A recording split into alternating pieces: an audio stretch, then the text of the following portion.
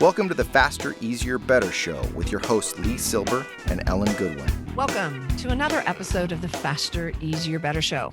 I'm your co-host, Ellen Goodwin, along with my co-host. So which of these do you like better? Lee Silber. Lee. Okay. Why am I making a choice of how you say your name? Holy cow. Exactly. Because today we're going to talk about reducing choices. 100 episodes ago, we talked about reducing choices. That was 2 years ago, and a lot's changed. So let's talk about reducing choices. I know we talked a couple episodes ago about stopping doing something, but reducing choices is a whole different thing. Because when I get up in the morning and I'm going to put my clothes on, I have a lot of choices. Some of them are not sartorially lovely, but I've got lots of choices. You know, I could just put on a ratty pair of sweatpants, or I could put on a nice pair of jeans, and I have to make a decision. I got choices.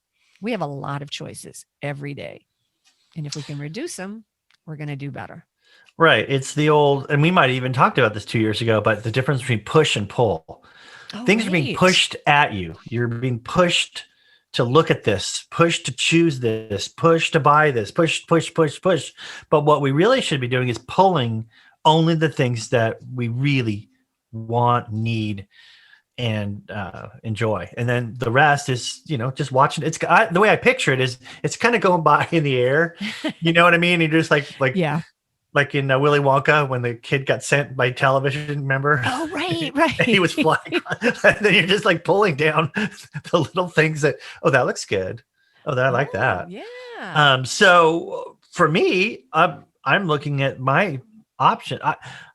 I can't reduce the amount of information that's coming at me. I can reduce the amount that I choose. And then I could reduce the amount that's out and about. I don't like things. I do pile and I do pile, but I pile with a purpose. But a lot of times I do feel like out of sight, out of mind is better. So I have on my computer, lots of folders in my email, lots of folders. So things aren't just out. There's less, it just seems like I have less choices because things are away.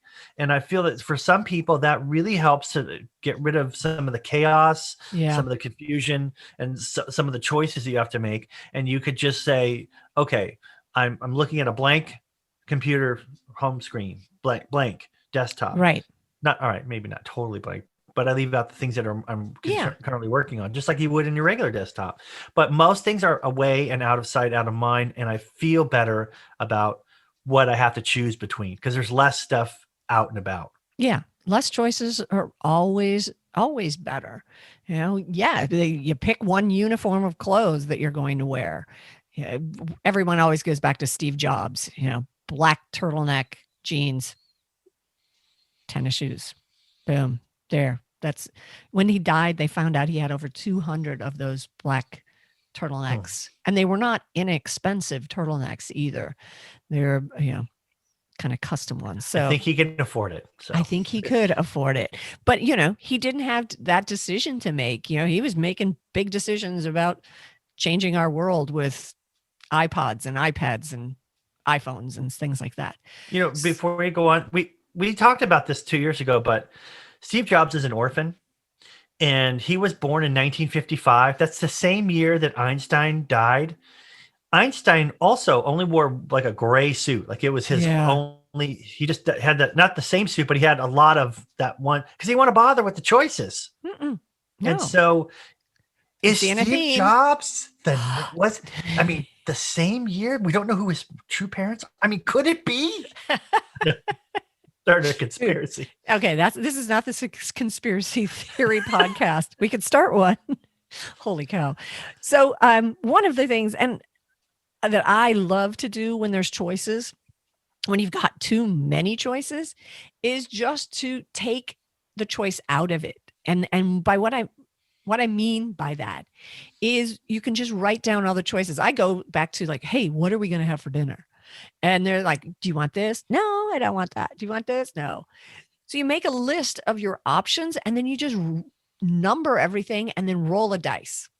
And whatever number comes up, boom, that's it. You're not using any energy to come up with ideas and just make decisions. You're taking all the decision making out. All you're going to do is roll a dice. Boom, choices made.